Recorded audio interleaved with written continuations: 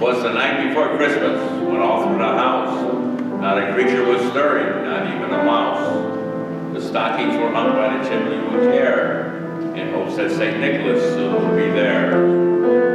The children were nestled all snug in their beds, while visions of sugar plums danced in their heads. And Mama in her kerchief, and I in my cap, had just settled down for a long winter's nap. When out on the lawn there arose such a clatter, I sprang from my bed to see what was the matter. Away to the window I flew like a flash, tore open the shutters and threw up the sash. The moon on the breast of a new fallen snow gave the luster of midday to objects below. What to my wondering eyes should appear but a miniature sleigh and a tiny reindeer, with a little old driver so lively and quick.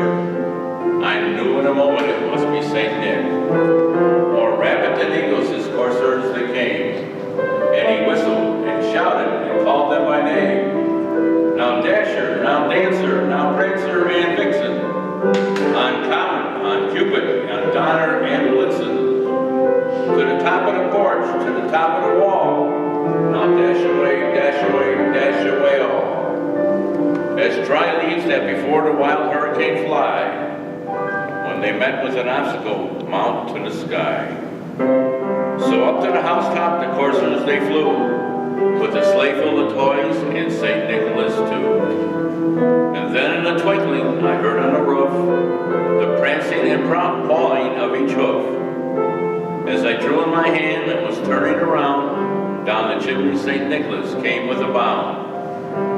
He was dressed all in fur from his head to his foot, and his clothes were all tarnished with ashes and soot.